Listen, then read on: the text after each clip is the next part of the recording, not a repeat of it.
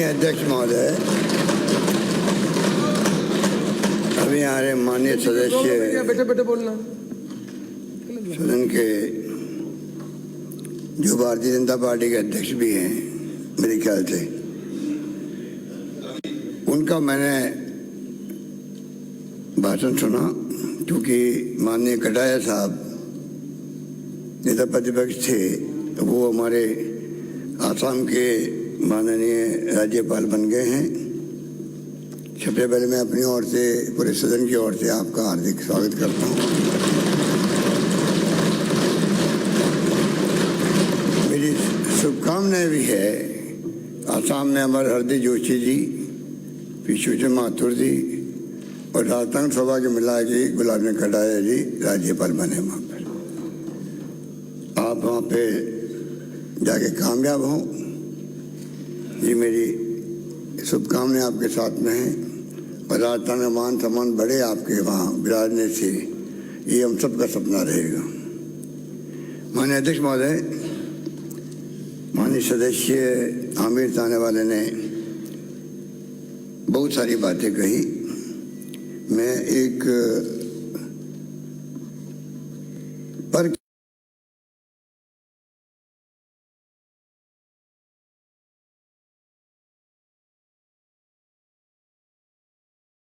हम जा रहे हैं, वहाँ से मैं शुरू करना चाहूँगा। क्योंकि तमाम तरह के जो वित्तीय प्रबंधन हमारा है, इतना शानदार रहा है, उसके कारण ही हम लोग हर पैरामीटर में कामयाब रहे हैं। और ये स्थिति बनी है कि हम सोशल सिक्योरिटी को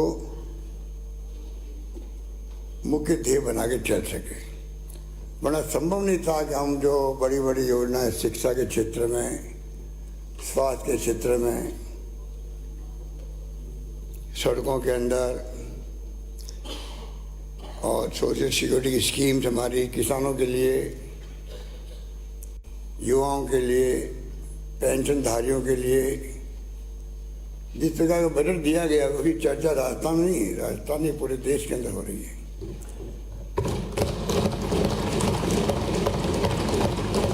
बल्कि आपको मैं दारुड़े हद कह सकता हूँ, ये हमारा बजट का डॉक्यूमेंट जो है, मैं स्वयं भेज रहा हूँ हर मुख्यमंत्री को, वो अलग बात है।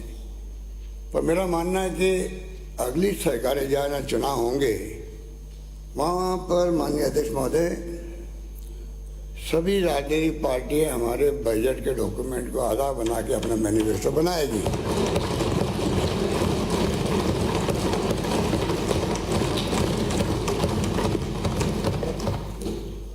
आपके दिल जानता है, ऊपर से कुर्पी को अलग बात है। बहुत शानदार समग्र विकास वाला बजट पेश किया गया है। ये पर कैपिटा इनकम मैंने बात इसलिए कही, राज्य सरकार प्रति व्यक्ति आय को बढ़ाने के लिए सतत प्रयास कर रही है। 22-23 में राज्य की प्रति व्यक्ति आय 1,56,149 रुपये रही, जो कि गत वर्ष से 14.45% अधिक है। पिछले माननीय अध्यक्ष महोदय, पिछले 11 वर्षों की अवधि में प्रति व्यक्ति आय में सर्वाधिक वृद्धि गत वर्ष 18.10%, अब इस वर्ष 14.85% रही है। राजस्थान की प्रति व्यक्ति आय में पिछले 4 वर्षों में 10.01% की औसत वृद्धि देखी गई है, जबकि अखिल भारतीय स्तर पर यह वृद्धि 7.89% ही रही है। गत 3 वर्षों में राजस्थान अन्य राज्यों की तुलना में सर्वाधिक प्रति व्यक्ति आय वाले राज्यों में, पिछड़े राज्यों से निकल करके अग्रणी राज्यों में खड़ा हो गया है। सांख्यिकी कार्यक्रम इम्प्लीमेंटेशन मंत्रालय भारत सरकार द्वारा अगस्त 22 में जारी विभिन्न राज्यों की GSDP के अनुसार विभिन्न राज्यों में गत 10 वर्षों में प्रति व्यक्ति आय में रही वृद्धि दर के विश्लेषण से स्पष्ट होता है कि सर्वाधिक प्रति व्यक्ति आय में वृद्धि वाले राज्यों में राजस्थान का स्थान। अध्यक्ष महोदय, ये बात सदन के माननीय सदस्य सुनने लायक है। पिछली सरकार के वक्त में 16-17 में 21वें पे, 17-18 में 30वें पे और 18-19 में 19वें पे रहा था। जबकि राज्य सरकार की कुशल आर्थिक नीतियों के कारण सर्वाधिक प्रति व्यक्ति आय में वृद्धि वाले राज्यों में राजस्थान के स्थान 19-20 में 12वें पे, 20-21 में 10वें पे और 21-22 में 9वें पे रहा है।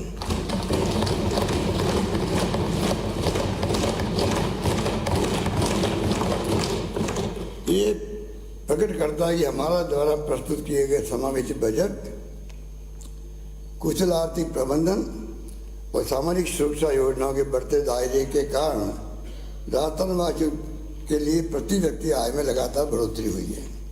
माननीय अध्यक्ष महोदय, सबको मालूम है कि राज्य की बजट जो पेश किया गया उस वक्त में हमारी थीम क्या थी और उसी रूप में जो भारत सरकार जो मंशा है वो भी सबके सामने है। क्योंकि भारत सरकार पता नहीं प्रधानमंत्री जी ने राज्यसभा के अंदर भी और दोसा के अंदर भी जिस प्रकार के भाव प्रकट किए वो दुर्भाग्यपूर्ण है। क्योंकि आपकी राज्य सरकारों के बारे में जो कमेंट कर रहे हो ये फेडरल डेमोक्रेसी के अंदर उचित नहीं है।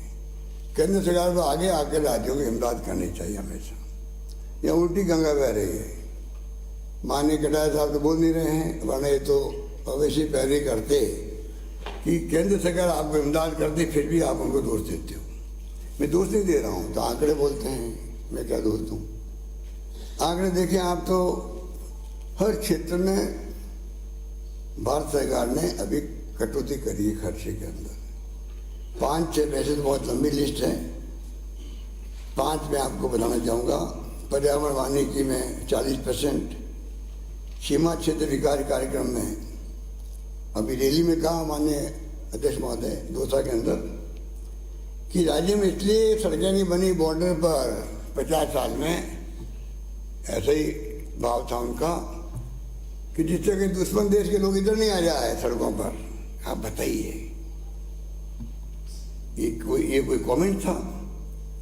आज उसके अंदर सीमा क्षेत्र विकास कार्यक्रम में जब वो बात ऐसी कह रहे हैं, उनको चिंता होनी चाहिए थी, बल्कि 71.73% की कटौती उस पर भी कर दी। राष्ट्रीय शिक्षा मिशन में 17.54% की कटौती। स्वच्छ भारत मिशन में ग्रामीण 30.47%। राष्ट्रीय कृषि विकास योजना में 32.90%। पशुधन स्वास्थ्य और रोग नियंत्रण कार्यक्रम में 30% की कटौती थी। और प्रधानमंत्री आयुष्मान भारत स्वास्थ्य में 71.19% की। और सबको मालूम है कि नरेगा में जो कटौती की सबको मालूम है। तो माननीय अध्यक्ष महोदय, मैं निवेदन करना चाहूँगा कि जिस प्रकार से केंद्र सरकार रवैया अपना रही अपना कमियाँ कर रही है, ये क्या दर्शाता है? ये क्या दर्शाता है? क्योंकि कटौती करना मैंने पिछली बार सदन को बताया था, और खर्च नहीं करना एक ही बात है। हमें दोष देते हैं कि आप खर्च नहीं करते, हम पैसा भेजते हैं आपको। अभी मैंने पूरी लिस्ट पढ़ के सुनाई आपको कि कहाँ पे इतना पैसा उनका खर्च नहीं हो पाया है। इसी प्रकार से मनरेगा में 32.88% की कटौती की। मिड डे मील में 10% लगभग, यूरिया सब्सिडी में 14%, अनुसंधान के अंदर 13%, आईसीडीएस में 38%, एनएफएसए में 17%, इलेक्ट्रॉनिक्स में और आईटी हार्डवेयर में 41%, अटल पेंशन सरकार योजना में सरकार का 28% कटौती, पवन ऊर्जा में 14% और आत्मनिर्भर भारत रोजगार योजना में 7%। अध्यक्ष महोदय, इस प्रकार से जो कटौती तो करी है। अभी जो नया इनकम टैक्स का स्लैब दिया तो सबको भ्रमित कर दिया। जो लोग अपेक्षा करते थे उसके आधार पर तो नहीं मिला, बल्कि LIC, PPF, PF, NPS जहाँ लोग जमा कराते हैं, बुजुर्ग लोग भी और बाकी अन्य लोग भविष्य देखते हुए 80C की छूट होती है, 89G की होती है, उन सब में कटौती कर दी गई। इस प्रकार से मैं समझता हूँ उचित नहीं कहा जा सकता। अध्यक्ष महोदय, जिस प्रकार से केंद्र सरकार राज्यों के साथ जो भेदभाव कर रही है, वो मैंने पहले भी, मुझे ऐसा याद है कि मैंने एक बार सदन के माननीय सदस्य के सामने रखा था कि क्या कारण है कि एक तरफ तो भारत सरकार टीम इंडिया की बात करती है। टीम इंडिया का मायने क्या है? सभी राज्य सरकार है केंद्र मिलकर टीम बनाए, या कौन सी टीम इंडिया मजबूत हो रही है समझ के परे है। राज्यों के साथ किस तरह भेदभाव सरकार कर रही है उसका मैं उदाहरण देना चाहूँगा। अध्यक्ष महोदय, 15वें वित्त आयोग ने 32% से 42% कर दिया, जो संवैधानिक संस्था है एक प्रकार से, वो उसने बढ़ाया, राज्यों का शेष हिस्सा बढ़ाया। बहुत खुशी की बात हुई हम सबको, पर उल्टा रास्ता निकाल करके वो तमाम जो बढ़ाया हुआ था उसको बराबर कर दिया। कैसे कर दिया? एक तरफ तो पहले जो शेयरिंग पैटर्न था राज्यों के साथ में, राष्ट्रीय खाद्य सुरक्षा मिशन में 100% केंद्र का, 0 राज्यों का, अब कर दिया 40-60 कर दिया। राष्ट्रीय कृषि विकास योजना में 100% था केंद्र का, यूपी गवर्नमेंट वक्त में 0 था राज्य का, अब कर दिया 40-60, उसको भी कर दिया। समेकित बाल विकास सेवाओं में 90-10 था, अब 40-60। राष्ट्रीय ग्रामीण आजीविका मिशन में 75-25 था राज्यों का, अब 40-60। मरुस्थलीय क्षेत्रों में सिंचाई निर्माण 90-10 था, अब 40-60। इंदिरा गांधी नहर परियोजना में 75-25 था, अब 50-50। राष्ट्रीय स्वास्थ्य मिशन में 75-25 था, अब 60-40। समेकित महिला सशक्तिकरण कार्यक्रम में 100 था, अब 40-60। प्रधानमंत्री ग्रामीण सड़क योजना में 100 था, अब 40-60। तो माननीय अध्यक्ष महोदय, मैं कहना चाहूँगा तमाम जगह पर जो बढ़ाया गया था, एक तरफ तो ये पैटर्न कर दिया, और दूसरी तरफ आप आगे सुनिएगा कि नई अप्रोच सरकार की हो रही है, भारत सरकार की, कि पैसा जो है समेकित निधि होती है, संचित निधि होती है, कंसोलिडेटेड फंड होता है स्टेट गवर्नमेंट का, उसमें जमा कर देते पहले CSR का फंड, उसकी बजाय नया तरीका निकाला है, बैंक में जमा करवाएंगे। इनको पूछो क्यों करवाएंगे? वहाँ पर जो लिक्विडिटी होती है राज्य के पास में, तो वो अपने आराम से काम कर सकते हैं। वो लिक्विडिटी को खत्म करने के लिए इस प्रकार से आइडियल पड़ी रहे मनी, कोई चिंता की बात नहीं, बैंकों में स्टेट गवर्नमेंट के पास नहीं रहना चाहिए, उसका फैसला किया। PD खाते में सरकार की जो राशि वो दे रहे थे, इसका नुकसान राज्यों को हो रहा है, उसको भी नहीं दे रहे PD खाते में। जल जीवन मिशन, उसमें जो केंद्र का हिस्सा है वो भी हम बैंकों में जमा करवाएंगे, आपको नहीं देंगे। अब आप मुझे बताइए, और तो और एक नया अभी पायलट प्रोजेक्ट का मैसेज दिया गया है राज्य सरकारों को। हम चाहते हैं कि आप पूरा खर्च आप ही करो, स्टेट का भी और केंद्र का अंश भी, उसके बाद में हम आपको देंगे केंद्र का अंश। बताइए आप ये कौन सा तरीका है, किस तरह से ये क्या चाहते हैं? मैं इस मौके पर सुनने के और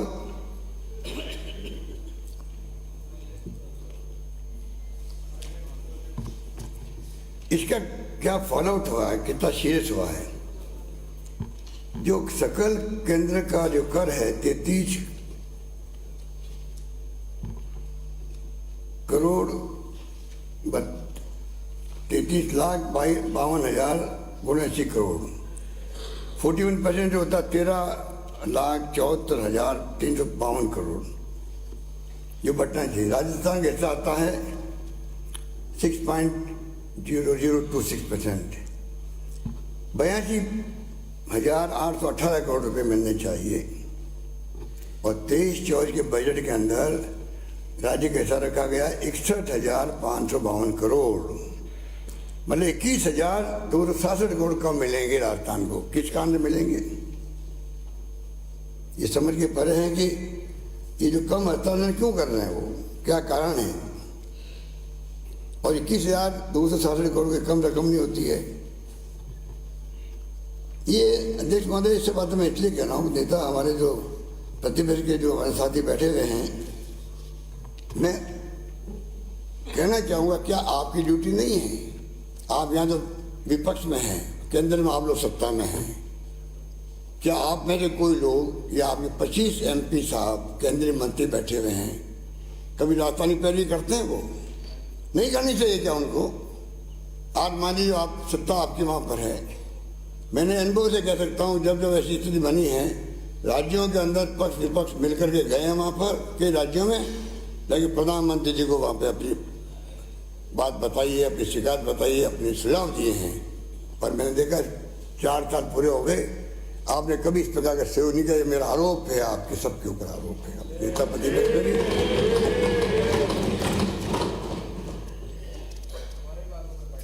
GST कन्वेंशन का पैसा गारंटी देकर लोन के रूप में दे दिया, वाह किस प्रकार से तंग करेंगे, ये नमूने हैं सब आपके सामने।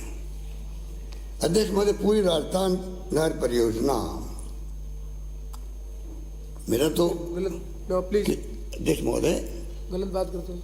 कई बार समझ में नहीं आता कि हम लोग सब जनता के सेवक के रूप में आके बैठे रहे हैं और जो जनता के इंटरेस्ट में जो प्रोजेक्ट होते हैं उनको आप लोग क्यों इस प्रकार का व्यवहार करते हो, ये मेरी समझ पर है। पूर्णिया साहब बड़ी बड़ी सिद्धांतिक बातें कर रहे थे, सुन रहा था मैं, कोई दम नहीं उनमें। मैं कहना चाहूँगा अगर दम है, पूर्णिया साहब आप अध्यक्ष भी हो, अध्यक्ष का एक अलग रुतबा भी होता है, औरा भी होता है, और सब लोग आपके रेस्पेक्ट भी करते हैं। पूरे राजस्थान की बीजेपी की रैंक एंड फाइल बहुत बड़ी पद होता है, मैं इसको मानता हूँ। मैं 3 बार आऊँ यहाँ पर, मैं जानता हूँ कि आप पद की क्या गरिमा है। क्या आप जाके कहेंगे प्रधानमंत्री जी को, आपकी बात नहीं सुनेंगे वो, पर नहीं कहा आप लोगों ने। उसके कारण से प्रधानमंत्री जी ने जो बातें बोली है वहाँ पर, जिस रूप में गुमराह किया राजस्थान वासियों को, मध्य प्रदेश राजस्थान को मिलाकर के नई बात छेड़ दी, पार्वती काली चंबल लिंग ERCP को मर्ज करके नई योजना बना देनी चाहिए, तब हम विचार करेंगे। क्या विचार करेंगे? योजना मैंने बनाई है, रिफाइनरी मैंने लगाई थी, उसको तो बंद कर दिया आप लोगों ने वसुंधरा के वक्त में। 5 साल नहीं चलने दिया उसको, वरना 40,000 का प्रोजेक्ट 70,000 करोड़ का हो गया। वो कौन दोषी है? आप लोग दोषी हो, आपकी पार्टी दोषी है। इसका जवाब दे मुझे। ERCP वसुंधरा जी ने इसको कंसीव किया था। राजस्थान मध्य प्रदेश दोनों स्टेटों की मीटिंग हुई 2005 के अंदर, समझौता हुआ, उसको आधार बनने की योजना बनाई गई है। वो पहला मैं पढ़ के सुनूँ आपको तो झूठ नहीं मेरे ख्याल से। राजस्थान मध्य प्रदेश के बीच हुए अंतर्राज्यीय जल समझौते के संबंध में राजस्थान मध्य प्रदेश अंतर्राज्यीय नियंत्रण मंडल की 13वीं बैठक जो 25 अगस्त 2005 को हुई थी, जिसमें निर्णय किया गया राज्य किसी परियोजना के लिए अपने राज्य के कैचमेंट से प्राप्त संपूर्ण पानी एवं दूसरे राज्य के कैचमेंट से प्राप्त पानी का 10% प्रयोग कर योजना बना सकते हैं। इसके आधार पर योजना बनाई गई। मध्य प्रदेश अपना बांध बना लिया और फंडिंग लेनी थी अंतर्राष्ट्रीय एजेंसियों से, ले ली फंडिंग, और राजस्थान गवर्नमेंट आपने NOC भी दे दी। हमारा जब वक्त ERCP आ रहा है, सरकार बदल गई तो क्या हो गया? योजना तो आपके वक्त की है। इस योजना को पूरा करने में क्यों अड़चन पैदा की जा रही है, मेरी समझ के पर है। राजस्थान की जनता कभी माफ नहीं करेगी आप लोगों को। इतनी शानदार योजना को आप लोग क्यों बंद करने जा रहे हैं?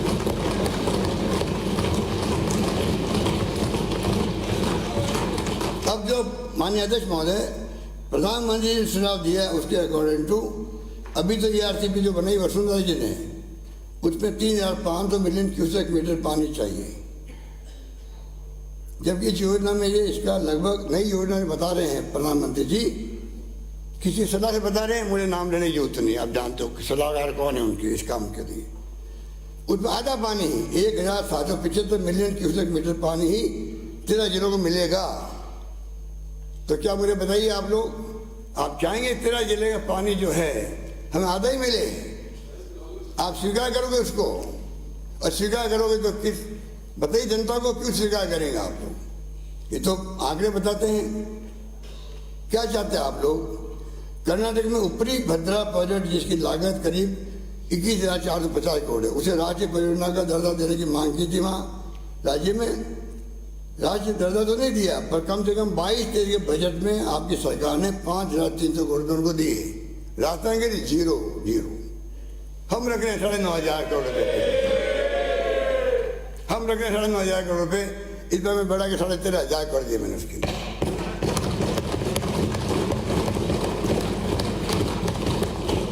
और नई बात सुनिए आप, 2 लाख हेक्टेयर पानी का जो सिंचाई का है वो नहीं मिलेगा। नई जो प्रधानमंत्री जी ने बताया है, आपको सुझाव दिया है, उसके अकॉर्डिंग टू आधा पानी और 2 लाख हेक्टेयर जमीन की सिंचाई नहीं हो सकेगी। अब बता दीजिए किसान विरोधी कौन है? और एक और बात है, नई जो सुझाव है उसमें 26 की बजाय सिर्फ 13 बांधों में पानी मिलेगा।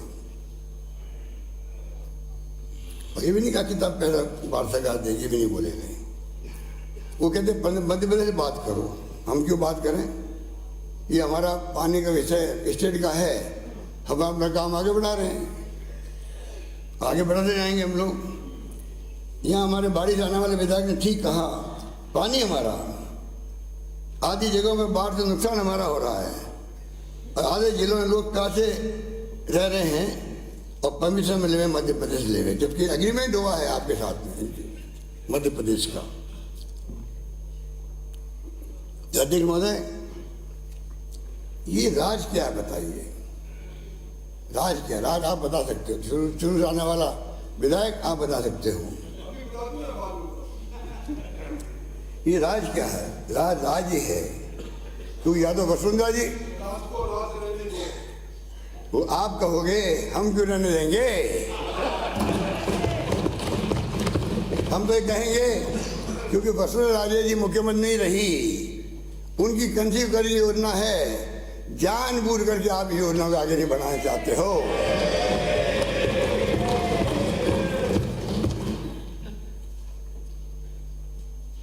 राजेंद्र जी बुलवाना चाहते थे सर, राजेंद्र जी आपसे यही बुलवाना चाहते थे। ठीक, बिल्कुल ठीक है आपने अध्यक्ष महोदय, बिल्कुल ठीक कहा। आप उनकी नेचर जानते हो, प्रगति जानते हो। ये तो आप मानेंगे ना, मध्य प्रदेश अपने राज्य में इसी निर्णय के आधार पर नेवर नदी पर मोनपुरा बांध एवं काली सिंध नदी पर कुंडले बांध का निर्माण किया है एवं परियोजना के लिए बाह्य एक्सटर्नल एजेंसीज के लोन के लिए जरूरी होने पर परियोजना पूरी होने के बाद राजस्थान से एनओसी लिए और आपने दिए। गौरतलब है कि काम पूरा होने के बाद कि ये एनओसी पूर्ववर्ती भाजपा सरकार द्वारा ही जारी की गई। आपने बड़ा सदस्यता दिखाया उनके साथ में, क्योंकि भाई भाई है, वो भी सरकार आपकी थी वहां पर। गौरतलब है कि काम पूरा होने के बाद की एनओसी पूर्ववर्ती भारत सरकार द्वारा ही जारी करी गई थी। तो अध्यक्ष महोदय, मैं कहना चाहूँगा कुछ काम ऐसे हैं, अभी माननीय आमिर से आने वाले सदस्य ने कोरोना को लेकर भी आलोचना कर दी सरकार की। कम से कम इस तो बरस से आप, क्योंकि हमने आपको साथ लिया सबको। अभी तक मैं बोलता हूँ, कहीं इंटरव्यू देता हूँ तो विपक्ष के साथियों को चर्चा करता हूँ। 3 दिन पहले मैंने इंटरव्यू दिया एक टीवी वालों को, तो मैंने कहा भी हमने सबने मिलकर उसका मुकाबला किया। आपने यहाँ पे भी मीन ब्रेक निकाल दी। आपका आप भूल जाते हो क्या? नदी गंगा के किनारे लाशें पड़ी भूल जाते हैं आप लोग, गंगा में बैठी लाशें भूल जाते हैं आप लोग, भूल जाते हो क्या? नहीं किया आप लोगों ने। ऑक्सीजन से इतने लोग मरे हैं, केंद्र सरकार को ये देश कभी माफ नहीं कर सकता, इतने लोग मरे हैं ऑक्सीजन के। कोई तय ही नहीं रखी, दूसरी लहर आ गई, समझ नहीं पाई इतनी बड़ी लहर, शानदार बड़ी लहर आ सकती है।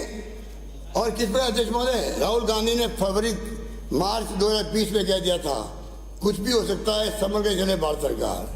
उसने चेतावनी दी थी, अगर उनकी बात को गंभीरता से लेते शायद इतनी मौतें नहीं होती। और मुझे पता ही नहीं कि कारण क्या है। अध्यक्ष महोदय, गुजरात के अंदर एक उदाहरण पेश हुआ, जो मरीज बाहर कारों के अंदर, ट्रकों के अंदर या बसों के अंदर, एम्बुलेंस के अंदर बाहर बैठे बैठे ड्रिप लगवा रहे थे। मेरा भी 12 ड्रिप लगी, मेरा भी नमूने हो गया था। मुझे मालूम है ड्रिप लगना किसे कहते हैं। बाहर सड़कों पे ड्रिप लग रही है देश के अंदर, पूरा दुनिया देख रही है गुजरात को। आपको सरकार बदलना पड़ा। हिंदुस्तान के इतिहास में पहली बार मुख्यमंत्री सहित सभी मंत्रियों की छुट्टी कर दी आपने और नए लेके आया, बता दिया। क्योंकि आपको मालूम है ये नमूना था कोरोना कोविड की फेलियर का, जो गुजरात में सबसे ज्यादा था। आप क्यों भूल जाते हो? और आप कहते हो यहाँ पे वैक्सीन, अरे वैक्सीन मालूम आपको? अध्यक्ष महोदय, प्रधानमंत्री जी से मैंने बात करी थी इसी के अंदर। मैंने कहा कि आप गलत काम कर रहे हो। आपको वैक्सीन जो है आप इसको पैसे से मत लगवाइए लोगों से, इसको फ्री कीजिए आप इसको। और मैंने भी कहा, जहाँ तक मेरे को अनुभव है, बचपन से देखता है, वैक्सीन सारी फ्री लगती है, वैक्सीन फ्री लगती है। और ये तो कोविड है, महामारी, विश्वव्यापी महामारी है। प्रधानमंत्री ने उस पर तो कोई कॉमेंट नहीं किया। बाद में जब दवा पड़ा होगा और जगहों से, तब जाके उन्होंने घोषणा करी कि हम वैक्सीन फ्री लगाएंगे। क्यों भूल जाते हो? हम लोगों की मांग ज्यादा पर उनको करना पड़ा, मजबूर होकर करना पड़ा। ये बोले मत बोला।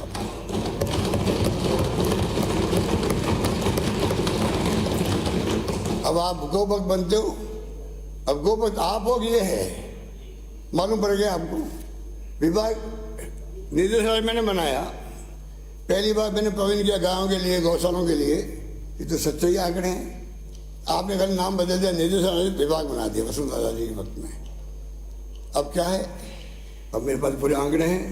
आपने 3 महीने से नंदीशालाओं को 6 महीने तक दिया था, 9 महीने कर दिया, हमने 12 महीने कर दिया हम लोगों ने नंदीशालाओं के लिए। आपने 4 साल में 143 करोड़ रुपए दिए आप लोगों ने अनुदान। हमने दिया 4 साल में 2313 करोड़ रुपए दिए हम लोग अनुदान।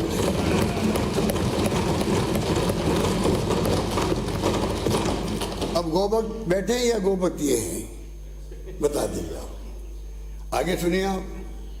अभी लंपी रोग आ गया। लंपी रोग की घाटे तो नहीं है। हमने मांग की भारत सरकार से, कृपा करके आप इसको कोविड की तरह ट्रीट करो और इसके लिए आप थोड़ा मुआवजा दो किसानों को। हमारी बात स्वीकार नहीं की गई, आप बना लीजिए उनको।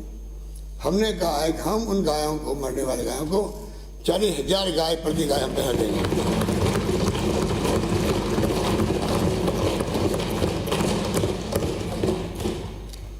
अब गोभक्त हैं आप लोग, गोभक्त हो आप, राम भक्त भी आप हो, गोभक्त भी आप हो, वोट लेने के लिए। और कोई आपकी हमदर्दी नहीं है गायों से। और हमने भी कहा है आगे भविष्य में 2 दुधारू पशुओं के लिए बीमा किया हम लोगों ने, आपको मालूम है बजट में 40,000 रुपये प्रति गाय देंगे हम लोग। है हिंदुस्तान में कहीं पर? हिंदुस्तान में है क्या कहीं पर? गोभक्त कौन हुए बता दीजिए आप मुझे। अध्यक्ष महोदय, हम ऐसे ही नहीं आ गए। आज देश में नंबर 2 पे आए आर्थिक विकास दर पे हम लोग। ऐसे ही आ गए क्या? पूरा चिट्ठा मेरे पास में है। ऐसे नहीं आ गए। 11/04 आंध्र प्रदेश 11/4 और हम लोग 11/04 पे आज दूसरे नंबर पे आ गए। कैसे आ गए? ऐसे ही आ गए। तो मैं आपको कहना चाहूंगा कि जिस रूप में भारत सरकार ने जो अप्रोच बना रखी है, उसका में दुख है कि किस प्रकार से इस अप्रोच से आने वाले वक्त में हम कैसे उम्मीद करें कि वो हमें किस प्रकार से पैरामीटर हमारे शानदार। हमने सोशल सिक्योरिटी, किसानों को छूट दी है बिजली के अंदर, उपभोक्ताओं को दी है, युवाओं के लिए स्कीम बनाई है, पेंशन 1 करोड़ लोगों के लगभग दे रहे हम लोग, पेंशन की राशि अभी मैंने बढ़ाई है, 9,000 करोड़ रुपये हम दे रहे हैं। और माननीय अध्यक्ष महोदय, ये तो मैं मेरे साथियों को कहना चाहूँगा, ये तो संवेदनशीलता की बात है। अब मुझे बताइए, 9,60,000 हम दे रहे हैं 90 लाख लोगों को, वो दे रहे हैं उसमें से 9,60,000 रुपये को 200 रुपये 300 रुपये, मतलब लगभग 400 करोड़ रुपये दे रहे हैं। हम दे रहे हैं 9,000 करोड़ रुपये दे 9,000 करोड़ रुपये दे रहे हैं। और अभी अध्यक्ष महोदय जो हमने किया है, मिनिमम 1,000 कर दिया रुपये सबके लिए। 500 रुपये थे उनके भी, 750 थे उनके भी। अब हमारे 11,000 करोड़ 11-12,000 करोड़ रुपये लगे हैं उसके अंदर, 2, 2.5, 3,000 करोड़ बढ़े हैं उसके, तब भी हमने मंजूर किया। और 400 करोड़ मुश्किल से केंद्र सरकार से मिल रहे। कोई थोड़ा बहुत तो 19-20 का अंतर चल जाता है। हमने कहा है पूरे देश के अंदर इसके आप सपोर्ट करेंगे। मैं माननीय राज्यपाल महोदय जो बनने वाले हैं या शपथ लेने वाले हैं, उनको मैं कहना चाहूँगा, आप राष्ट्रपति भवन में मीटिंग होती है, आप इस मुद्दे उठाओ। मेरे को नेशनल लेवल पे कहना चाहता हूँ, जिस प्रकार डॉक्टर मनमोहन सिंह जी ने, सोनिया गांधी जी ने आज़ादी के बाद में पहली बार अधिकार आदेश युग की शुरुआत करी कि आपने पार्लियामेंट कानून बना दिए, RTI, नरेगा, RTE और फूड सिक्योरिटी एक्ट बना दिए। 5वां कानून ये बनना चाहिए, राइट टू सोशल सिक्योरिटी, पूरे देशवासियों के लिए बनना चाहिए, बुजुर्गों के लिए, विधवाओं के लिए, निसर्गजनों के लिए। आप बताइए, मुझे आश्चर्य होता है, हमने आप धार्मिक हिंदू धर्म, हिंदू मुस्लिम करके राज शासन में आ गए दिल्ली के अंदर भी, यहाँ भी अभी आप उम्मीद यही है हमारी शानदार परफॉर्मेंस, एंटी गवर्नमेंट नहीं है, आप उम्मीद यही है हम तो हिंदू मुस्लिम के नाम से सत्ता में आ जाएंगे। मुझे बताइए आप कि किस रूप में आप ये बात सोचते हैं और किस प्रकार की आप सोचते नहीं हैं, आप करते क्या हैं उनके लिए, क्या करते हैं? मेरी तो समझ ये पर है कि किस प्रकार से आपने ये जो आवरण ओढ़ रखा है हिंदू धर्म का, जबकि देश को राहुल गांधी की यात्रा क्या था, मकसद यही था, महंगाई बेरोजगारी के अलावा प्रेम, मोहब्बत, भाईचारा नहीं होना चाहिए क्या? नहीं होना चाहिए, होना चाहिए। और साथ में अमीर गरीबी खाई बढ़ती जा रही है, वो खाई नहीं बढ़नी चाहिए, ये तो बात कह रहे हैं। और क्या करें? क्या उसके लिए हम लोग अपने आप को सोशल सिक्योरिटी स्कीम्स ला रहे? क्यों ला रहे हम लोग? कुछ लोगों को महंगे राहत मिले, कुछ लोग आगे बढ़ सके, पर जिस रूप में आपने कर रखा है। अध्यक्ष महोदय, कर्जे की बात की गई, मैं माननीय पूनिया साहब को कहना चाहूँगा कि हम जब सरकार से गए थे ना, तब 23.58% कर्जा था GDP के अनुपात के अंदर। आपने सत्ता छोड़ी, तब 23 से 34.16% हो गया, मतलब 10% कर्जा आपने बढ़ाया उस वक्त में। अब आप ही जब हम आए वापस और जो बजट हमने पेश किया है और जो एस्टीमेट रखे हैं, बजट एस्टीमेट, उसके अंदर आप देखिए सिर्फ 2.5% बढ़ा कर्जा, 34.16 से 36.78 हुआ है। इस प्रकार से आप सोच सकते हैं कि किसी वक्त में कितना कर्जा बढ़ा, ये आपके सामने आंकड़ों के सामने सामने है। अध्यक्ष महोदय, हमारे फिजिकल पैरामीटर्स शानदार है, वित्तीय प्रबंधन बहुत शानदार हमने कर रखा है, उसके कारण ही हम सब स्कीम लाने के सक्षम बने हैं। उसकी झलक मैं बताना चाहूँगा अध्यक्ष महोदय। फिजिकल डेफिसिट जो है 23-24 का, मोदी सरकार जो है, भारत सरकार, इंडिया गवर्नमेंट, वहाँ 5.9% रखा है फिजिकल डेफिसिट, जो लक्ष्य है। हमने रखा 3.98%। रेवेन्यू डेफिसिट 2.9% वहाँ पर, उससे कम हमारा 1.58% है। फिजिकल डेफिसिट 21-22 के अंदर केंद्र सरकार का रहा है 6.7, हमारा रहा है 3.96 रहा है, कम रहा उनसे। रेवेन्यू डेफिसिट उनका 4.1% रहा, हमारा 2.12% रहा। तो आप बता दीजिए मुझे, ये जो पैरामीटर है जो भारत सरकार ने तय की, FRBM के एक्ट के अंतर्गत 2005 के अंदर वाजपेयी सरकार के बाद एक्ट बना था ये, उसके अंदर आप बता दीजिए जिस प्रकार के व्यवस्था की गई है, उसके अंतर्गत हमारे पैरामीटर ये है। और सबसे बड़ी बात मैं फिर कहना चाहूँगा, केंद्रीय करों में राजस्थान को कम ट्रांसफर की गई राशि। अब आप सुन के आपको पता नहीं दुख होगा क्या होगा, हमें तो बहुत दुख है। हमें बहुत दुख है कि 19-20 में 10,284 कम कर दिए हमारे ग्रॉस रेवेन्यू। 20-21 में 13,974 कम कर दिए। 21-22 में 12,756 कम कर दिए करोड़। और 22-23 के अंदर 17,755 करोड़ कम कर दिए।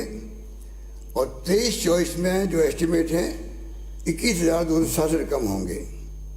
कुल मिला के अध्यक्ष महोदय 76,035 करोड़ रुपए कम कर रहे हैं, राजस्थान सरकार को दे रहे हैं, भारत सरकार दे रही है। बताइए आप, तो आप बता दीजिए क्या कारण है? कोई कारण है इसका?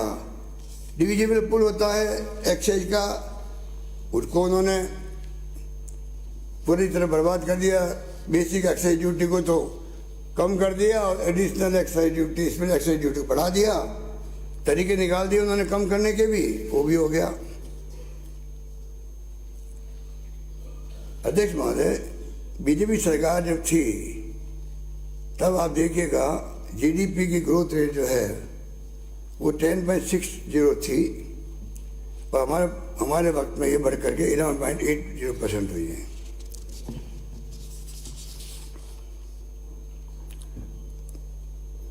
कैपिटल एक्सपेंडिचर की बात की जाती है कि इंफ्रास्ट्रक्चर तब बनेगा जब कैपिटल एक्सपेंडिचर ज़्यादा होगा। वो आगे बताना चाहूँगा आपको, वे तो लंबी हर साल की फहरिस्त है, पर मैं आपको बताना चाहूँगा पूरे 5 साल के अंदर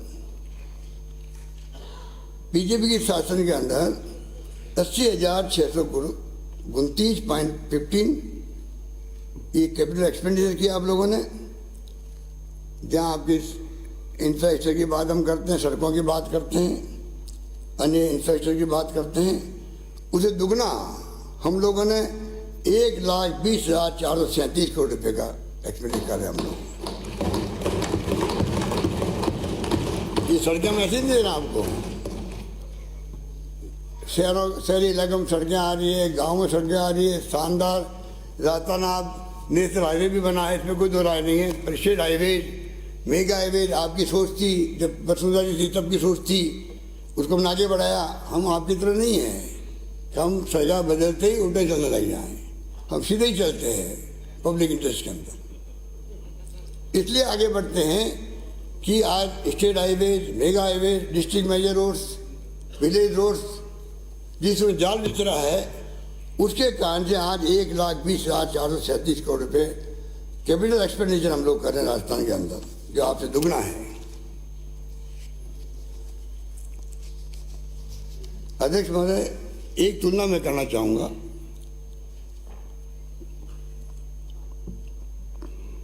आपने ये तो अध्यक्ष महोदय मैं कहना चाहूंगा, इतना शानदार बजट, पिछली बार मैंने एक बजट का आपको एक पूरी कंपेरिजन किया दोनों सरकारों का, हमारा और बीजेपी का।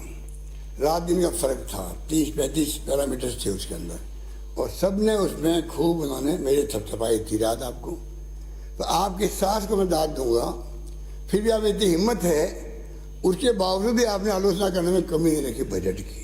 ये तो आपको कहना पड़ेगा कि आप में जो सास की बात है कि जब तुलना ही नहीं की जा सकती थी 4 साल के कामों की, उसके बाद में भी आपने, हिम्मत का काम है, हर पैमाने पर कई गुना पीछे होने के बावजूद भी आपने ऐसी तुलना। चलिए मैं आपकी 5, एक तो सोशल सिक्योरिटी, एक जल और स्वच्छता, स्वास्थ्य, परिवार कल्याण, शिक्षा, खेल और कला, ये 4-5 जो है, इनको लेके मैं कहना चाहूँगा कि इनको आपके वक्त में 72,835 करोड़ मैंने खर्च किए, सब मिला के 5 सालों में। और हम लोगों ने जो है 1,29,695 करोड़ रुपये खर्च करने जा रहे हैं।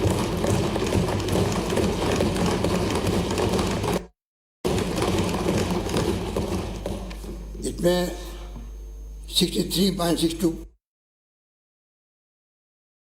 तो आपके शिक्षा में हो गया, 86% लगभग स्वास्थ्य में, 85% ज़्यादा जल में, सामाजिक सुरक्षा के अंदर 104%, कुल 78.07% ये स्थिति है।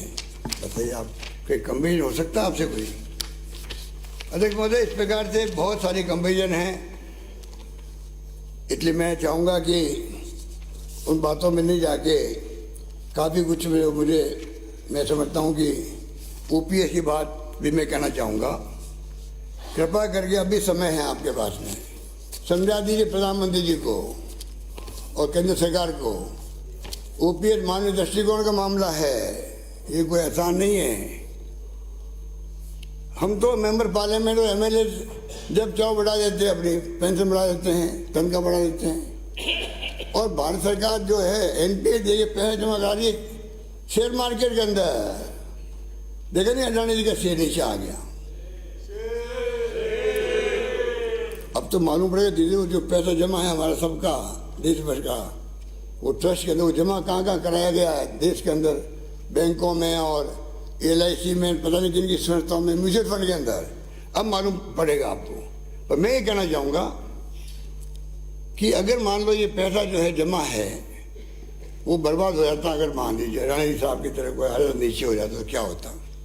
आपने अडानी जी को लेकर भी अपनी सरकार में आप लोगों ने अडानी साहब को दिया, कोल ब्लॉक दिया, स्टेट गवर्नमेंट का कोल मिला हुआ अध्यक्ष महोदय, अलॉटमेंट हुआ स्टेट गवर्नमेंट को, आपने अडानी जी के साथ में MOU किया, एक्सकेवेशन किया। अब हमें दोस्त दे रहे, हमने जमीन दी उनको, जमीन आपने भी दी, हमारे वक्त में दी होगी। आज हमने आज तक भी जमीन और भी देने की मांग हो रही होगी पूरे देश के अंदर, पूरे कई उद्योगपतियों से हम सोच समझ स्कीम बनाते हैं। आप अडानी जी के नाम लिया, मुझे उस पर ही राज लगता है। अब नाम लिया कैसे? पूरा देश तो मोदी जी को ब्लेम कर रहा है, या तो आपको ऊपर दिखा रहा है कि मोदी जी और अडानी जी के दूर से दिखाओ, इतने कुछ बोलो वहां जाकर के असेंबली के अंदर, ऐसे बोले होंगे आप। वरना अडानी जी को बोलने का तुम क्या था?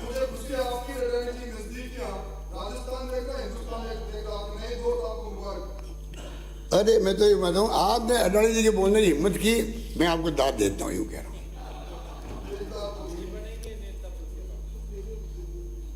तो अध्यक्ष महोदय, मैं इतना ही कहना चाहूँगा, जब मेंबर पार्लियामेंट की और MLA की तनख्वाह बढ़ सकती है, पेंशन बढ़ सकती है, क्या वो पैसा आपका NPS में जमा होगा? शेयर मार्केट में तैयार हो आप लोग? तो क्यों हम उनको, कर्मचारियों को उनकी मर्जी पे छोड़ें? उनकी मर्जी पे क्यों छोड़ें? हमें चाहिए कि सिक्योरिटी दें उन लोगों को, ये मेरी मांग है। तो अध्यक्ष महोदय, यही बात करता हुआ कुछ हमारे साथियों ने, और पिछले बजट में कुछ पॉइंट रह गए थे, तो मैं वो प्रयास करूंगा कि 10-15 मिनट आपका मैं और लूंगा, चिंता मत करो, ठीक है? अध्यक्ष महोदय, मैं नवीन घोषणा प्रस्तुत कर रहा हूं। शिक्षा व युवा विकास हमारे द्वारा नई पहल करते हुए प्रदेश में महात्मा गांधी इंग्लिश मीडियम विद्यालय स्थापित किए जा रहे हैं। ये विद्यालय गुणवत्ता की दृष्टि से किसी भी निजी विद्यालय से बेहतर हो, इस दृष्टि से एक एक्सपर्ट कमेटी का गठन कर लॉन्ग टर्म स्ट्रेटेजी एवं एक्शन प्लान निर्धारित किया जाएगा। इसी क्रम में प्रदेश में शिक्षण व अन्य सुविधाओं के विस्तार हेतु राजकीय महात्मा गांधी विद्यालय एवं स्वामी विवेकानंद राजकीय मॉडल स्कूलों के संस्था प्रधानों व चयनित शिक्षकों को स्पोकन इंग्लिश, एडमिनिस्ट्रेशन एवं लीडरशिप डेवलपमेंट के लिए ट्रेनिंग दी जाएगी। प्रदेश के 358 शैक्षणिक ब्लॉक मुख्यालयों पर स्कूलों और कॉलेजों में 20 करोड़ की लागत से इंग्लिश लैंग्वेज लैब्स की स्थापना की जाएगी। इससे 50,000 से अधिक विद्यार्थी लाभान्वित होंगे। महात्मा गांधी इंग्लिश मीडियम स्कूलों में प्री स्कूल्स एजुकेशन उपलब्ध कराने के लिए हमारे निर्णय के साथ साथ चयनबद्ध रूप से प्ले एलिमेंट भी लगाए जाएंगे। इस पर आगामी वर्ष 50 करोड़ रुपये का व्यय होगा। ICT परियोजना के तहत 4,000 उच्च माध्यमिक विद्यालयों में 256 करोड़ की लागत से कंप्यूटर लैब स्थापित की जाएगी। Maharaj Shekhaji arm forces training academy, Maharaj Shekhaji arm forces training academy Sikar तथा सर्विसेज प्रिपरेटरी इंस्टीट्यूट औरंगाबाद की तर्ज पर संभाग स्तर पर एक उच्च माध्यमिक विद्यालय में डिफेंस सर्विसेज प्रिपरेटरी इंस्टीट्यूट की स्थापना करने की घोषणा करता हूँ। इस पर 35 करोड़ का प्रस्तावित होगा। साथ ही मैं केंद्र सरकार से आग्रह करना चाहूँगा कि वह युवाओं के भविष्य को ध्यान रखते हुए अग्निवीर योजना पर पुनः विचार कर सेना में युवाओं को रेगुलर नियुक्ति की प्रदान करे। पॉलिटेक्निक महाविद्यालय जोधपुर में centre of excellence for non conventional energy एवं पॉलिटेक्निक कॉलेज जयपुर में centre of excellence for electric vehicles की स्थापना की जाएगी। युवाओं को एम्प्लॉयबल बनाने में स्किल डेवलपमेंट एवं कैपेसिटी बिल्डिंग की महत्वपूर्ण भूमिका देखते हुए राजकीय महाविद्यालय में विभिन्न पार्टनर के माध्यम से वोकेशनल सर्टिफिकेट कोर्स शुरू किए जाएंगे। इस पर 50 करोड़ का व्यय होगा। समस्त आवासीय तथा चयनित विद्यालयों में कक्षा 11वीं 12वीं के विद्यार्थियों के लिए वोकेशनल ट्रेनिंग के साथ साथ वर्कशॉप में कार्य करने की सुविधा उपलब्ध कराने की दृष्टि से महात्मा गांधी बुनियादी शिक्षा केंद्र शुरू किया जाने प्रस्तावित है। आगामी वर्ष इस पर 50 करोड़ का व्यय होगा। विद्यार्थियों एवं ग्रामीण स्टार्टअप को बढ़ावा देने हेतु बीकानेर में आई स्टार इनोवेशन स्कूल हब की स्थापना की जाएगी। साथ ही डूंगर कॉलेज बीकानेर में ऑडिटोरियम बनाया जाएगा। प्रदेश में उच्च शिक्षा के विस्तार हेतु राजकीय महाविद्यालय एवं कन्या महाविद्यालय खोले जाएंगे, जिसकी कादेड़ी, केकड़ी, बोराडा, किशनगढ़, अजमेर, मुबारकपुर, रामगढ़ अलवर, गोसुंडा चित्तौड़गढ़, गंगा शहर बीकानेर, बगड़ी लालसोट, गीजगढ़ सिकराय दौसा, आसोब भोपालगढ़, डेचू लोहावट, जोधपुर कानोता, जालसू जयपुर, लूणवा नावा नागौर, शेमारी नया गांव खेरवाड़ा उदयपुर, वजीरपुर सवाई माधोपुर एवं देसूरी देवरी रायपुर पाली में राजकीय महाविद्यालय खोले जाएंगे। आबानेरी, बांदीकुई, भांडारेर, सिकराय दौसा, बेवाड़ी, खेड़लीगंज, कठुमर अलवर, नगर फोर्ट टोंक, उनियारा, चूनवाड़,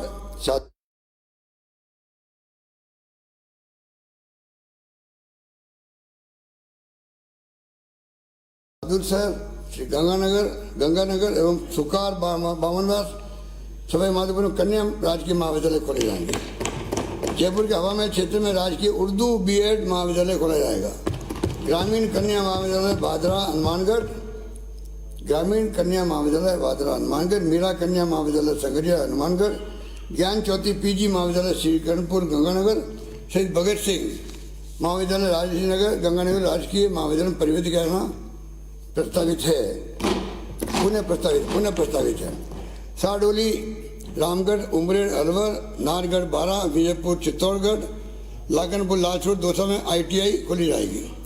विद्यार्थियों की सुविधा शिक्षण सुविधा के विस्तार हेतु गिरपुरा, केकड़ी, अजमेर व भडोली, बोली सवाई माधोपुर में अनुसूचित जनजाति आवासीय विद्यालय, वैर, भरतपुर व जैसलमेर में अनुसूचित जाति आवासीय विद्यालय, पहाड़ी कामा भरतपुर में अल्पसंख्यक बालक आवासीय विद्यालय खोले जाएंगे। अग्गर, लसाड़िया, उदयपुर, मावाड़ जंगल पाली में अनुसूचित जनजाति बालिका छात्रावास तथा कुचामन नागौर में अनुसूचित जाति बालिका छात्रावास खोले जाएंगे।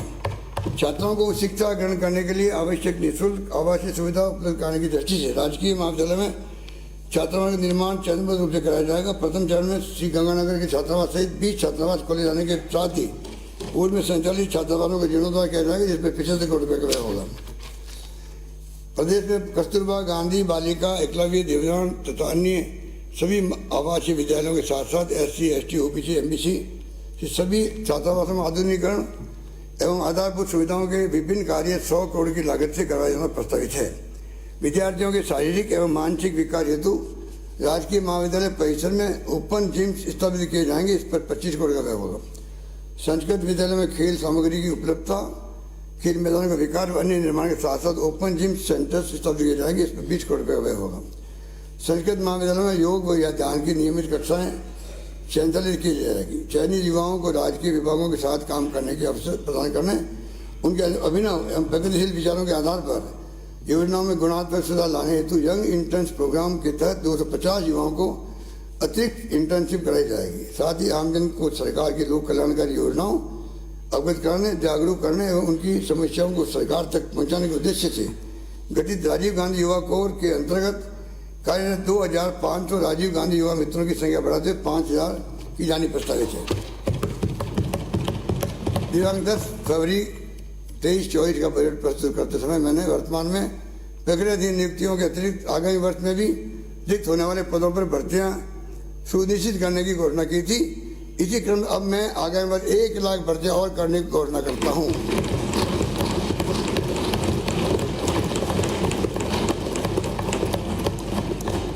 प्रदेश में उच्च स्तरीय खेल सुविधाएं उपलब्ध कराने के उद्देश्य से खेल स्टेडियम और खेल एकेडमी स्थापित करने के साथ में विभिन्न खेल सुविधाएं विकसित की जाएगी, जिसका विवरण मैं सदन के पटल पर रख रहा हूँ।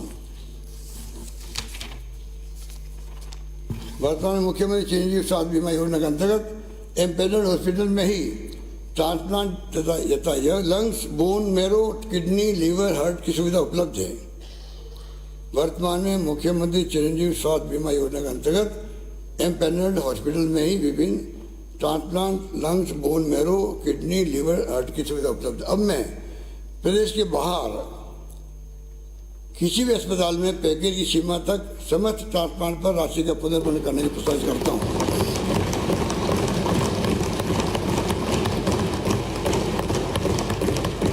ऑर्गन ट्रांसप्लांट के लिए राज्य के समस्त मेडिकल कॉलेजों को चरणबद्ध रूप से ऑर्गन रिट्रीवल सेंटर के रूप में विकसित किया जाएगा। मुख्यमंत्री चिरंजीवी स्वास्थ्य बीमा योजना, राजस्थान गवर्नमेंट हेल्थ सर्विसेज, मुख्यमंत्री निरोगी राजस्थान योजना के अंतर्गत बढ़ते रोगी भार को देखते हुए मरीजों को सुगमता से समस्त चिकित्सा सुविधा देने तथा रोगियों की मेडिकल हिस्ट्री चेक करने के लिए चरणबद्ध रूप से IT आधारित इंटीग्रेटेड हेल्थ मैनेजमेंट सिस्टम कुछ सरकारी और निजी चिकित्सा संस्थाओं में प्रभावित किया जाएगा। आगामी वर्ष प्रथम चरण में सामुदायिक स्वास्थ्य केंद्रों तक क्रियान्वयन हेतु 50 करोड़ रुपये का व्यय करना प्रस्तावित है। राज्य की चिकित्सा संस्थाओं में ICU, neonatal ICU, paediatrics ICU bed की संख्या में हुई वृद्धि, इसमें काम करने वाले नर्सिंग स्टाफ की विशेष प्रकार की ड्यूटी को ध्यान रखते हुए इन्हें पृथक कैडर बनाया जाएगा। प्रदेश में प्राथमिक स्वास्थ्य केंद्र, सामुदायिक स्वास्थ्य केंद्र, उप जिला अस्पताल, जिला अस्पताल, ट्रॉमा सेंटर खोले कम्युनिकेट किए जाने के साथ साथ अन्य चिकित्सा सुविधाओं का विस्तार किया जाएगा, जिसका विवरण मैं सदन के पटल पर रख रहा हूँ।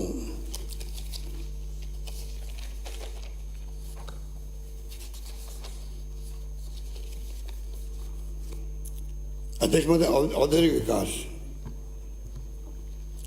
प्रदेश में MSME में एनर्जी एफिशिएंसी के प्रति जागरूकता कम है, अतः इनकी एनर्जी प्रोडक्टिविटी को बढ़ावा देने के लिए चयनित MSME यूनिट्स में निःशुल्क एनर्जी ऑडिटिंग की सुविधा एवं एनर्जी एफिशिएंट इक्विपमेंट लगाने पर मुख्यमंत्री लघु उद्योग प्रोत्साहन योजना के अंतर्गत 1% की अतिरिक्त छूट दी जाएगी।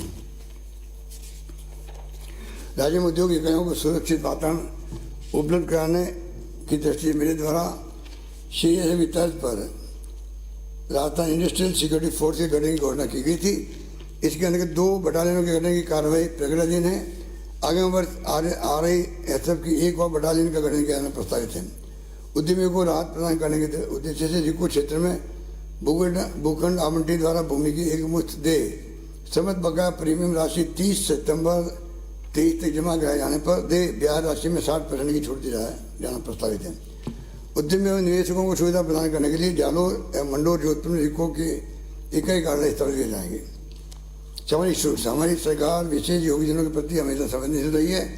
राज्य कर्मचारी की मृत्यु के उपरांत राजस्थान सिविल सेवा पेंशन नियम 1996 के अंतर्गत अविवाहित निःशक्त पुत्र पुत्री की ही पारिवारिक पेंशन हेतु पात्र। अब मैं विवाहित निःशक्त पुत्र पुत्री को भी पारिवारिक पेंशन के लिए पात्र घोषित किया जाना प्रस्तावित करता हूँ। कुष्ठ रोग मुक्त विशेष योगीजनों को राजस्थान रोडवेज की साधारण एक्सप्रेस बसों में राज्य की सीमा के भीतर निःशुल्क यात्रा की सुविधा प्रदान किया जाना प्रस्तावित है। साथ ही इन्हें वर्तमान दी जा रही 1500 रुपये प्रतिमा की पेंशन बढ़ाकर 2500 रुपये किया जाना प्रस्तावित है। जैसे विदित है, उड़ान योजना के अंतर्गत लगभग 1,45,00,000 किशोर या महिलाओं को सैनिटरी नैपकिन निःशुल्क वितरण का कार्य हाथ में लिया गया। इस क्रम में प्रयुक्त सैनिटरी नैपकिन्स के रिसाइकल, बायोडिग्रेडेशन एवं इको फ्रेंडली और डिस्पोजल के लिए नीति बनाकर आवश्यक व्यवस्था की जानी प्रस्तावित है। आगामी वर्ष इस पर 100 करोड़ रुपये व्यय होंगे। प्रदेश के विभिन्न क्षेत्रों में सड़क निर्माण और उन्नयन अन्य आधारभूत कार्य 1,900 करोड़ रुपये से अधिक की लागत कराए जाए यानी प्रस्तावित, जिनकी सूची में सदन के पटल पर रख रहा हूँ।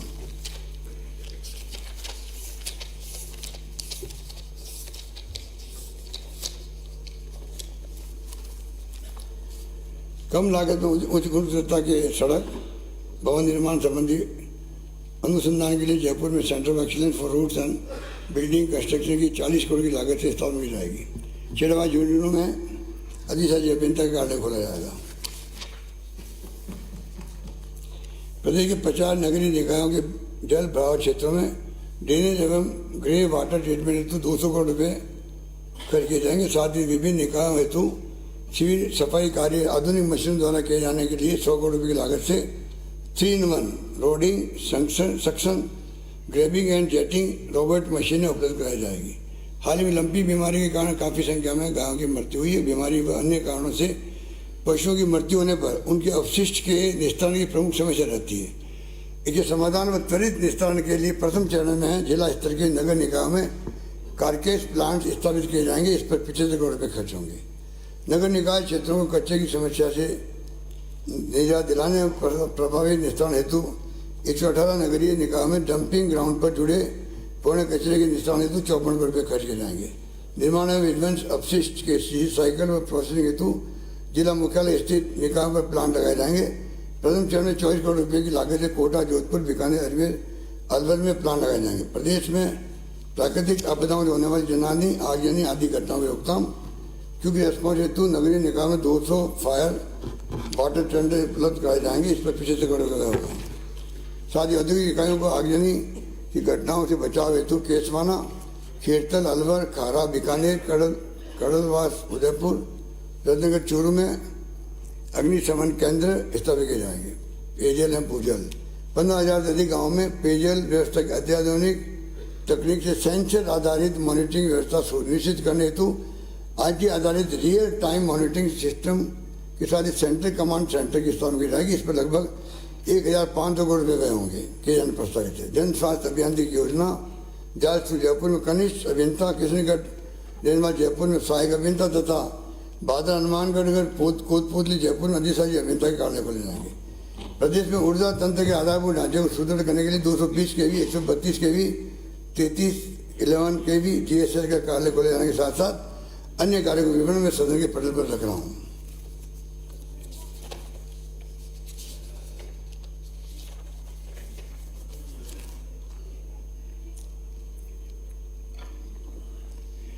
वन पर्यावरण नगरों में ग्रीन लंच की अति आवश्यकता। इस क्रम में मुगास्ता, भुगोर एवं करदनी, अलवर, गुगरा घाटी व स्मृति वन विस्तार, पुष्कर, अजमेर, रतन नगर बीट, राजगढ़, चूरू, मंगलवार, चित्तौड़गढ़, गणेश टेकड़ी, नाथद्वारा, राजसमंद, इसाला, उदयपुर के 2-2 करोड़ रुपये की लागत से तथा खीरखड़ी, बारा, श्यामपुरा, बांसवाड़ा, किला ब्लॉक, चित्तौड़गढ़, नीलकंठ महादेव, दौसा, संजय वन, शाहपुरा, मायला बाग व कनौता बांध, जयपुर, चौथ का बरवाड़ा, सोयमधुपुर, बांदरिया, मगरा, राजसमंद और कच्चा बांध, टोंक शहरों के आसपास वन क्षेत्रों का विकास कर आम जनता के लिए खोलने हेतु 1-1 करोड़ रुपये व्यय किए जाएंगे। जयपुर में पुलिस स्मृति वन की तर्ज पर नींदर बैनार वन क्षेत्र में 135 हेक्टेयर भूमि पर तथा कालवाड़ रोड पर गोविंदपुरा की 10 हेक्टेयर भूमि पर 18 करोड़ 37 लाख की लागत से जैव विविधता वन बायोडायवर्सिटी फॉरेस्ट विकसित किए जाएंगे। जिला मुख्यालय स्थित नगरीय निकायों में सुविधा युक्त सिटी पार्क बनाए जाने के साथ साथ मौजूदा शहरी वन क्षेत्रों में सुधार व विकास हेतु विभिन्न कार्य कराए जाएंगे। इस पर 40 करोड़ रुपये का व्यय होगा। साथ ही गंगापुर सिटी, सवाई माधोपुर में सिटी पार्क बनाया जाएगा। वन क्षेत्रों में कुशल प्रबंधन, संचालन, आधारभूत सुविधाओं विकसित करने हेतु पेट्रोलिंग ट्रैक, फायर लाइन व नवीन वन चौकियों के निर्माण तथा वन विभाग के भवनों परिसरों को सुदृढ़ करने के लिए 35 करोड़ रुपये तथा आधुनिक तकनीक को बढ़ावा देने तथा यथा ड्रोन के माध्यम से शीडिंग वायरलेस सिस्टम में सुधार तथा ट्रैप कैमरों तो 15 करोड़ रुपये व्यय किए जाएंगे। अकल वुड फॉसिल पार्क जैसलमेर को विश्व स्तरीय बनाने के लिए DPI बनाई जाएगी। राज्य के Ranthambore, Sariska, Mukundra hills, tiger reserve तथा जवाई बांध, Pali, Jhalana nature park, Jaipur, leopard conservation reserves में वर्तमान wildlife surveillance and anti poaching system को मजबूत करने के साथ साथ रामगढ़ विस्तार, बूंदी, जम्मा रामगढ़ अभयारण्य, जयपुर, कुंभलगढ़ अभयारण्य, राजसमंद, उदयपुर, पाली, टोटगढ़, रावली, अजमेर, राजसमंद, पाली आदि वन क्षेत्रों में भी इसका विस्तार किया जाएगा। इस पर 50 करोड़ रुपये होंगे। पर्यटन, कला, संस्कृति प्रदेश में पर्यटकों को सुरक्षा एवं सहायता प्रदान करने के उद्देश्य से 5,000 पर्यटक मित्र बनाए जाने प्रस्तावित है। साथ ही पर्यटक सहायता बल हेतु 75 वाहन उपलब्ध कराए जाएंगे। बड़ी खाटू नागौर स्थित दरगाह हजरत समन दीवान रहमतुल्लाह अलैह तथा घाटेश्वर महादेव मंदिर तथा हरमल दाजी महाराज मंदिर विजयनगर नागौर को धार्मिक पर्यटन स्थल के रूप में विकसित किया जाएगा। साथ ही बोटारी नागौर में नाडी पार्क व तालाब के सौंदर्यीकरण के कार्य किए जाएंगे। कोविड-19 के मद्देनजर प्रदेश के 2 प्रमुख मंदिरों ऋषभदेव व भोगामढ़ी में श्रद्धालुओं के लिए ऑनलाइन दर्शन की व्यवस्था की गई थी। इसकी सफलता को देखते हुए राज्य के अन्य 5 प्रमुख मंदिरों कुशल बिहारी जी मंदिर बर्तन व कैला देवी भरतपुर गिरकावाड़ा, माताजी मावलिया जयपुर, आठ देवी माता मंदिर कोटा, गणेश जी मंदिर रतनाला जोधपुर में भी ऑनलाइन दर्शन की व्यवस्था की जाएगी। बांसुर अलवर के किले में स्थित माता के मंदिर व ताल वृक्ष में स्थित गंगा माँ के मंदिर परिसर में विभिन्न विकास कार्य के साथ ही जन सुविधाएं विकसित की जाएगी। राज्य में नृत्य नाटक एवं संगीत कला को प्रोत्साहन विकास के लिए स्थापित रविंद्र मंच परिसर जयपुर सुदृढ़ीकरण एवं सौंदर्यीकरण करते हुए ये मल्टी कल्चरल सेंटर के रूप में विकसित किया जाना प्रस्तावित है। साथ ही जयपुर कथक नृत्य केंद्र का आधुनिकीकरण किया जाएगा। शहरी या जनजाति की विशिष्ट संस्कृति के संग्रह के साथ साथ पर्यटन को बढ़ावा देने के लिए 12 में शहरी संग्रहालय स्थापित किया जाएगा। श्री गंगानगर हनुमानगढ़ जिलों के कपास उगाने वाले किसानों को अपनी फसल का उचित मूल्य मिल सके, इस दृष्टि से स्पिनिंग मिल हनुमानगढ़ पुनः प्रारंभ करने की घोषणा करता हूँ।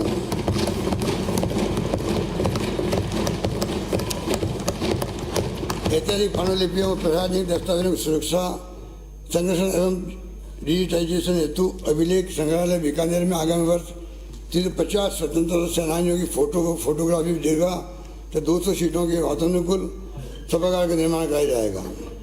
अल्बर्ट हॉल पुस्तकालय जयपुर का नवीनीकरण एवं दुर्लभ दस्तावेजों का डिजिटाइजेशन किया जाएगा। राजस्थान प्राच्य विद्या प्रतिष्ठान जोधपुर का आधुनिकीकरण एवं सुदृढ़ीकरण किया जाएगा।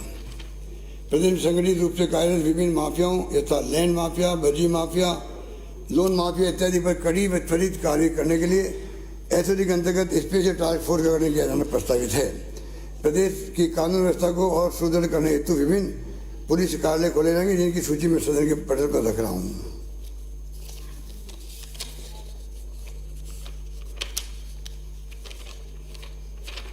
घरेलू हिंसा से प्रभावित महिलाओं को सहायता व परामर्शित सेवाओं हेतु संचालित महिला सुरक्षा व सलाह केंद्र को देय अनुदान राशि 3,15,000 रुपये बढ़ा करके 5 लाख की जाएगी। साथ ही समस्त पुलिस सर्किलों पर ये केंद्र स्थापित किए जाएंगे। वुमेन हेल्प डेस्क पर काउंसलर्स के मानदेय में आगामी वर्ष 15% की वृद्धि की जाना प्रस्तावित। आम जनता को सुगम व त्वरित न्याय दिलाने के लिए विभिन्न न्यायालय खोले जाएंगे, जिनकी सूची में सदन के मतलब पर रख रहा हूँ।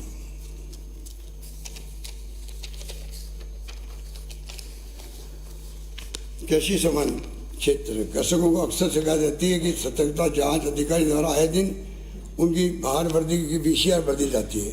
इस समस्या से निजात दिलाने के लिए मैं कृषि कनेक्शनों के विद्युत भार को बढ़ाने हेतु स्वैच्छिक भार वर्दी योजना लागू करने की घोषणा करता हूँ। इसके अंतर्गत आगामी वर्ष 30 अप्रैल तक स्वयं डिक्लेयर करने पर पेनल्टी नहीं ली जाकर मात्र धन राशि 30 रुपये प्रति HP मासिक दर से 2 माह के लिए जमा कराने पर अतिरिक्त विद्युत भार को नियमित किया जाना प्रस्तावित है।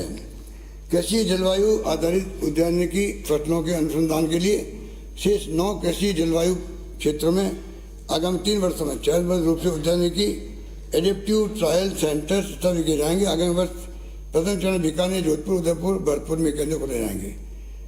बैरावड़ा, शिगरा, दौसा में पपीते का सेंटर ऑफ एक्सीलेंस स्थापित किया जाना प्रस्तावित है। थावला, डेगाना, नागौर और बेसेडी, जोटवाड़ा, जयपुर कृषि उपज मंडी खोली जाएगी। प्रदेश में पशु चिकित्सा सुविधाओं के विस्तार हेतु विभिन्न पशु चिकित्सा केंद्र क्रमबद्ध किए जाएंगे।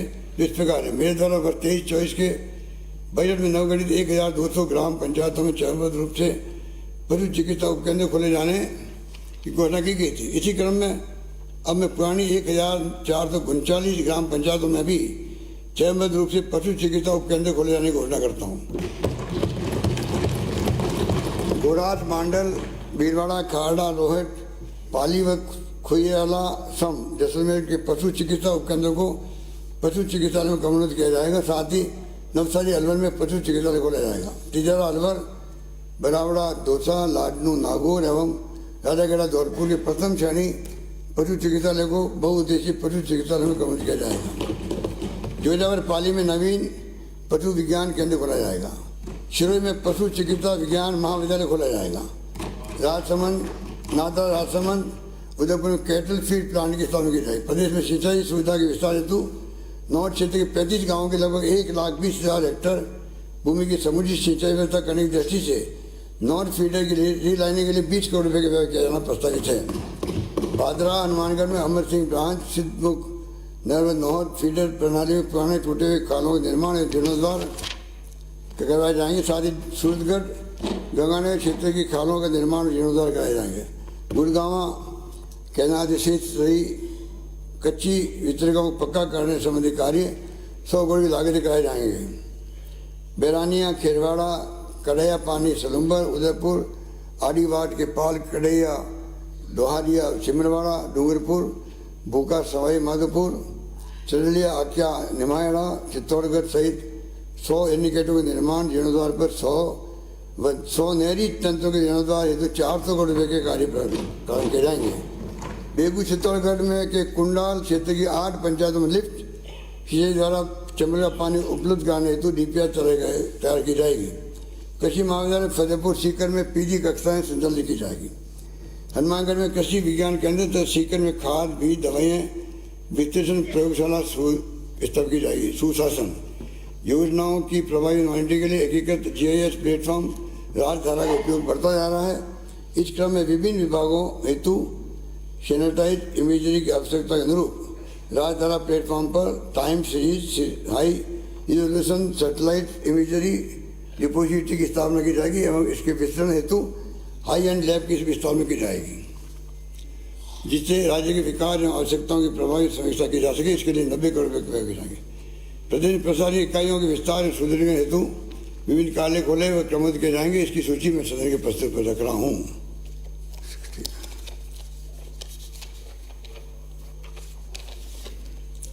नायब तहसीलदार, नर्सिंग अधीक्षक इत्यादि पदों को राजपत्रित घोषित किया जाएगा।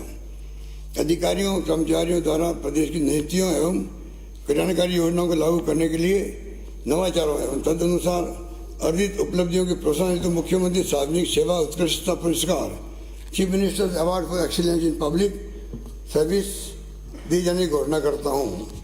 माननीय अध्यक्ष महोदय, इन्हीं शब्दों के साथ मैं अपनी बात समाप्त करता हूँ और माननीय सदस्य से निवेदन करूँगा कि वो